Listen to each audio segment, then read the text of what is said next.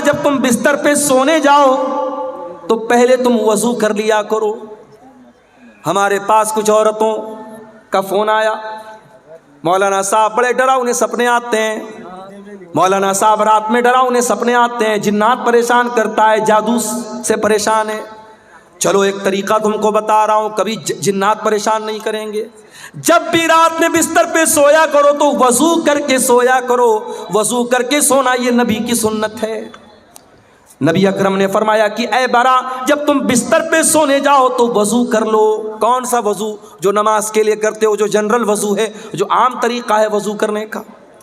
اور اس کے بعد اپنے داہنی کروٹ لیٹ جاؤ، اور اے برا ابن عازب، اب میں جو دعا سکھا رہا ہوں اس دعا کو تم پڑھ کر کے سو جاؤ۔ کون سی دعا ہے؟ اللہم اسلمت نفسی الیک وفوضت امری الیک والجات ظہری الیک رغبتا ورہبتا الیک لا ملجا ولا منجا منک الا الیک آمنت بکتابک الذی انزلت وبنبیک الذی ارسلت۔ نبی نے یہ دعا سکھائی۔ دعا کا مطلب کیا ہوا؟ یہی تو بڑے افسوس کی بات ہے، ہم دعائیں پڑھتے ہیں، دعاؤں کا مطلب بھی جاننے کی کوشش نہیں کرتے۔ کتنی پیاری دعا ہے، اللہم اسلمت نفسی الیک۔ اے اللہ، میں بستر پہ سونے جا رہا ہوں، نہیں معلوم صبح زندہ اٹھوں گا کہ نہیں اٹھوں گا، اے اللہ میں اپنے آپ کو تیرے حوالے کر کے جا رہا ہوں۔ وفوضت امری الیک، اور اے اللہ میری تجوری میں کتنا پیسہ ہے، میرے بچوں کا کیا بنے گا، میری بیوی کا کیا بنے گا، میرے جو بھی معاملات ہیں اے اللہ میں تیرے حوالے کر کے جا رہا ہوں۔ رغبتا ورہبتا الیک، اے اللہ میں تجھ سے ڈرتا بھی ہوں اور تیری رحمت کی امید بھی رکھتا ہوں، تیرے عذاب کا ڈر بھی میرے سینے میں ہے اور تیری رحمت کی امید بھی میرے دل میں ہے۔ اور اے اللہ آمنتو لا ملجا ولا منجا منک الا الیک، اے اللہ تو جس کو پناہ دے دے، تو جس کو پناہ نہ دے اس کو کوئی پناہ دینے والا نہیں، تو جس کو نجات نہ دے اس کو کوئی نجات دینے والا نہیں۔ آمنتو بکتابک الذی انزلت، اے اللہ میں تیری کتاب پر ایمان لاتا ہوں جو کتاب تو نے اتاری ہے، وبنبیک الذی ارسلت، اور میں تیرے نبی پر ایمان لاتا ہوں جس نبی کو تو نے رسول بنا کے بھیجا ہے۔ یہ ہے دعا کا ترجمہ، دعا کا انواد جو تھوڑا سا میں نے آپ کے سامنے کیا ہے۔ اب ذرا غور سے سنیے گا، نبی نے دعا سکھائی، کہا کہ اے برا داہنی کروٹ لیٹ جانا وضو کر کے اور یہ دعا پڑھ لینا، اس کے بعد کچھ مت کہنا، سو جانا۔ اگر اسی حالت میں تم مر گئے مت علی الفطرہ تو تم فطرت پر مرو گے، جنت میں جاؤ گے۔ تو اگر یہ دعا پڑھ کے مر گئے تو جنت میں جاؤ گے، جنتی تمہاری جنت پکی ہو جائے گی اگر اس دعا کو پڑھ کے اسی عقیدے پر تم دنیا سے چلے گئے۔ صحابہ کے زمانے میں موبائل تو نہیں تھا، ساؤنڈ ریکارڈر تو نہیں تھا جلدی سے ریکارڈ کر لیا جائے، صحابہ تو سن کے یاد کرتے تھے۔ آج ہمارے پاس کتنی سہولت ہے میرے بھائی، آج آپ نے یہ دعا سنی ہے، میں نے جلدی جلدی دعا سنائی ہے، اگر آپ اس دعا کو بعد میں یاد کرنا چاہیں تو یوٹیوب پر آ جائے گی، آپ دھیرے دھیرے سن کے کسی کاپی پہ نوٹ کر کے بھی یاد کر سکتے ہیں۔ صحابہ تو ایسا نہیں کر سکتے تھے۔ حضرت برا کہتے ہیں میں جلدی جلدی اس دعا کو دہرانے لگا، میں ریپیٹ کرنے لگا اس کو یاد کرنے کے لیے۔ جب میں دہرانے لگا تو پوری دعا تو میں نے صحیح پڑھی، بس ایک جگہ تھوڑی سی غلطی مجھ سے ہو گئی۔ نبی نے کیا دعا سکھائی تھی؟ آمنت بکتابک الذی انزلت وبنبیک الذی ارسلت، میں اللہ کی کتاب پر ایمان لاتا ہوں اور اللہ کے نبی پر ایمان لاتا ہوں۔ میرے منہ سے نبی کی جگہ رسول کا لفظ نکل گیا، وبنبیک الذی کی جگہ وبرسولک الذی کا لفظ نکل گیا، ایک لفظ کی مسٹیک ہو گئی۔ اور علماء جانتے ہیں کہ نبی اور رسول میں بڑا باریک سا فرق ہے، کوئی بہت خاص فرق نہیں ہے، تھوڑا سا ڈیفرنس ہو گیا، صحابی کے منہ سے نبی کی جگہ رسول کا لفظ نکل گیا۔ نبی نے اتنا بھی گوارا نہیں کیا، نبی نے کہا اے برا ریپیٹ کر، دوبارہ پڑھ، تو نے صحیح نہیں پڑھی ہے، تجھے وہی پڑھنا پڑے گا جو میں نے سکھایا ہے۔ عبادت کس کی؟ صرف اللہ کی، اور عبادت کیسی؟ عبادت رسول کے جیسی۔ رمضان آنے والا ہے، رمضان کے بعد ایک صدقہ ہم دیتے ہیں، اس کو صدقہ فطر بولا جاتا ہے۔ آپ کے یہاں بھی صدقہ فطری بولتے ہیں, کہیں کی فطرہ بھی بولتے ہیں. تو یہ جو فطرہ ہوتا ہے یہ کب دینا ہے بولو بھائی؟ عید کی نماز کے پہلے دینا ہے یا بعد میں دینا ہے؟ پہلے دینا ہے.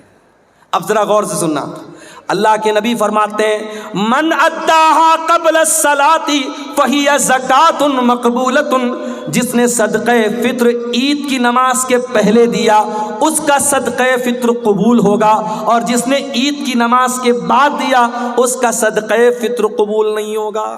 فار ایگزامپل, میرے پریوار میں 10 لوگ ہیں, ہم بھائی بہن میری بیوی بچے سب ملا کے مثال دے رہا ہوں 10 لوگ ہیں. اب مان لو 2.5 کلو مجھے اناج دینا ہے صدقہ فطر میں. اب 2.5 کلو 10 لوگوں کی طرف سے کتنا ہو گیا؟ 25 کلو. اب مان لو عید اگلے دن ہے اور آج رات میں غلہ لینے گیا, اناج لینے گیا, دکان بند ہو گئی. اب میں نے کہا یار تو بہت لیٹ ہو گیا, کیا کریں, چلو صبح دیکھتے ہیں. صبح فجر کی نماز پڑھی, عیدگاہ گیا, عید کی نماز پڑھی. اس کے بعد دکان کھلی غلے والے کی. میں نے کہا ایک کام کر بھائی, تو 50 کلو اناج دے دے, مجھے 25 دینا تھا, میں ڈبل دے رہا ہوں, 50 دے رہا ہوں. لیکن اللہ کے نبی فرماتے ہیں کہ آپ نے عید کی نماز کے بعد میں دیا تو آپ کو صدقہ فطر کا ثواب نہیں ملے گا. کوانٹٹی ڈبل ہو رہی ہے, میں ڈبل ماترا میں دے رہا ہوں, مگر وہ ثواب نہیں ملے گا. صرف 15 منٹ کا فرق پڑ گیا. نماز کے پہلے دیتا تو صدقہ فطر قبول ہو جاتا, نماز کے بعد دے رہا ہوں تو قبول نہیں ہوگا. یہ ہے شریعت. عبادت کیسی؟ عبادت رسول کے جیسی. آپ ٹائمنگ بھی ذرا سی چینج کریں گے تو عبادت اللہ کیا قبول نہیں ہوگی. ایک اور مثال دیتا ہوں. ہمارا دوسرا تہوار کون سا ہے بولو بھائی؟ عید کے بعد کون سا تہوار ہے دوسرا؟ شب برات کہ محرم؟ عید میلاد النبی ہے, عید الاضحیٰ, بقرعید کا تہوار. بقرعید کے تہوار پہ آپ قربانی کب کرتے ہیں؟ عید الاضحیٰ کی نماز کے پہلے کرتے ہیں یا بعد میں کرتے ہیں؟ کوئی پہلے کرتا ہو ذرا ہاتھ اٹھائے. کوئی پہلے تو نہیں کرتا نا. اللہ کے نبی نے فرمایا من ذبح قبل الصلاۃ, جس نے قربانی عید کی نماز کے پہلے کی, جس نے بعد میں کی, فقط تم نسکہ, اس کو قربانی کا ثواب ملے گا. اور جس نے عید الاضحیٰ کی نماز کے پہلے قربانی کی اس کو گوشت ملے گا, قربانی کا ثواب نہیں ملے گا. آپ ڈبل بکرا لے آئیں, ڈبل جانور لے آئیں, 2 کرتے تھے 4 لے آئیں, لیکن اگر آپ نے عید الاضحیٰ کی نماز کے پہلے قربانی کر دی آپ کی قربانی اللہ کیا قبول نہیں ہوگی. عبادت کیسی؟ عبادت رسول کے جیسی. ایک اور مثال آپ کو دیتا ہوں. حج کرنے جو لوگ گئے ہیں اللہ ان کا حج قبول کرے. جو اس سال جانا چاہتے ہیں اللہ صحت و سلامتی کے ساتھ ان کو روانہ فرمائے, اور جن کے دل میں ارادہ اور خواہش ہے اللہ زندگی میں ان کی خواہش پوری فرماتے ہیں. حج میں آپ جاتے ہیں, بڑے آرام سے مکہ میں ہوٹل میں ٹھہرے ہوئے ہیں.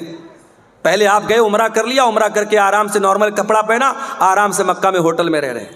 8 ذی الحجہ کی تاریخ آئی, نبی کا حکم ہے 8 ذی الحجہ کی جیسے ہی تاریخ آئی چلو حاجیو احرام باندھو, اور مکہ چھوڑ کے کہاں پہنچو؟ مینا میں. مکہ میں آرام سے اے سی ہوٹل میں کمرے میں رہ رہے تھے. مینا میں ٹینٹ لگا ہوا ہے, ہزاروں لاکھوں لوگ وہاں ہیں, وہاں ٹینٹ میں ہم کو جا کے رہنا ہے. اور وہاں جا کے کیا کرنا ہے؟ بس 5 ٹائم نماز پڑھنا ہے. 4 رکعت والی نماز کو 2 پڑھنا ہے. وہاں کوئی کام نہیں, صرف نماز پڑھنا ہے. اب کوئی اللہ کا بندہ کہے کہ یا اللہ میں آرام سے ہوٹل میں رہ رہا تھا, اے سی میں رہ رہا تھا, حرم میں نماز پڑھ رہا تھا, ایک نماز کا ثواب 1 لاکھ نماز کے برابر مل رہا تھا, مجھے مینا کیوں بھیجا جا رہا ہے؟ جواب یہ ملے گا عبادت کیسی؟ عبادت رسول کے جیسی. دین تیری مرضی کا نام نہیں ہے, دین تیری منمانی کا نام نہیں ہے. جہاں میرے نبی کا حکم ہے کہ تجھے مینا جانا ہے تجھے جانا پڑے گا. 9 ذی الحجہ کی تاریخ آئی, حاجی کو حکم ملا چل حاجی چل تو مینا سے عرفات جا. عرفات میں حاجی پہنچا, وہاں جا کے ظہر پڑھ لیا, عصر پڑھ لیا, ظہر اور عصر ایک ساتھ پڑھ لیا. اب ظہر سے لے کر کے سورج ڈوبنے تک 5 گھنٹہ 6 گھنٹہ کڑی دھوپ نکلی ہے, مئی کا مہینہ ہے. حاجی آرام سے اپنے مینا میں ٹینٹ میں رہ رہا تھا, اس کو عرفات میں بھیجا گیا ہے. کھلے میدان کے نیچے 5-6 گھنٹہ کیا کرنا ہے؟ کچھ نہیں کرنا ہے. کوئی نماز پڑھنا ہے؟ نہیں پڑھنا ہے. ظہر اثر کے بعد وہاں بیٹھ کے اللہ کا ذکر کرنا ہے, دعائیں کرنا ہے. یہ حج کا پورا طریقہ کبھی آپ غور کیجئے گا. حج کا پورا طریقہ ہمیں بتاتا ہے اسلام ہماری مرضی کا نام نہیں ہے, اسلام ہماری خواہشات کا نام نہیں ہے, اسلام اپنی اچھاؤں پر چلنے کا نام نہیں ہے. اسلام اللہ اور اس کے رسول کے طریقے پر چلنے کا نام ہے. عبادت کس کی؟ عبادت صرف اللہ کی. اور عبادت کیسی؟ عبادت رسول کے جیسی. میرے عزیزو, آج افسوس کی بات ہے کہ مسلمان اپنے آپ کو مسلمان بھی کہتا ہے, نبی کا کلمہ پڑھنے والا بھی کہتا ہے, اور دین میں منمانی کرتا ہے, دین میں نئی نئی بدعتیں نکالتا ہے. مسلمان بھول گیا اس کے نبی اپنے ہر خطبے میں کہتے تھے وَشَرَّ الْأُمُورِ مُحْدَثَاتُهَا وَكُلُّ مُحْدَثَةٍ بِدْعَةٌ وَكُلُّ بِدْعَةٍ ضَلَالَةٌ وَكُلُّ ضَلَالَةٍ فِي النَّارِ. دین کے اندر ہر نیا کام بدعت ہے, اور ہر بدعت گمراہی ہے, اور ہر گمراہی جہنم میں لے کر کے جانے والی ہے. یہ بدعتیں ہمارا دنیا میں بھی جینا حرام کر رہی ہیں. ابھی میں نوگچھیا سے آپ کے کٹیہار آ رہا تھا, مجھے کسی نے بتایا وہاں پہ کوئی عرس ہو رہا ہے. عرس جانتے ہو؟ عرس کیا ہوتا ہے بھائی؟ عرس وہ تاریخ ہوتی ہے جس تاریخ میں جس کی مزار ہے, جس کی قبر ہے, اس کا انتقال ہوا ہے. اس کے انتقال پر غم نہیں منایا جاتا, عرس منایا جاتا ہے. کیوں؟ یہ عقیدہ رکھا جاتا ہے کہ اللہ کا ولی جس دن اس کا انتقال ہوا اس کی تو سہاگ رات ہے. نعوذ باللہ. عرس کے معنی, یہ میں غلط ترجمہ نہیں کر رہا ہوں, عرس دلہن سے بنا, عریس سے بنا ہے. گویا کہ وہ اللہ سے ملاقات کر رہا ہے, اپنے محبوب سے مل رہا ہے, اس کی شادی کی رات ہے, اس خوشی میں عرس منایا جاتا ہے. استغفر اللہ, یہ ہے عرس کی حقیقت. اور مسلمان آج عرس منا رہا ہے, پورا نوگچھیا کا پورا روڈ جام ہے. میرے پیارے ساتھیوں, یہ بدعتیں ہمارا جینا حرام کرتی ہیں. آج آپ دیکھ لو, اسلام کے اوپر عمل کرنے میں کوئی ٹریفک جام نہیں ہوتا, اسلام پر عمل کرنے میں کسی کے لیے کوئی مسئلہ کھڑا نہیں ہوتا. مسئلہ تب کھڑا ہوتا ہے جب ہم بدعت و خرافات میں مبتلا ہوتے ہیں. اور علامہ اقبال نے صحیح کہا تھا, یہ امت روایات میں کھو گئی, حقیقت خرافات میں کھو گئی. میرے بھائیوں, بدعت سے بچو. اور آخری بات بیان کر کے بات ختم کر رہا ہوں, یہ بدعت جو ہوتی ہے یہ آخرت میں بھی بہت گھاٹے کا سودا بنے گی, آخرت میں بھی بہت نقصان پہنچائے گی.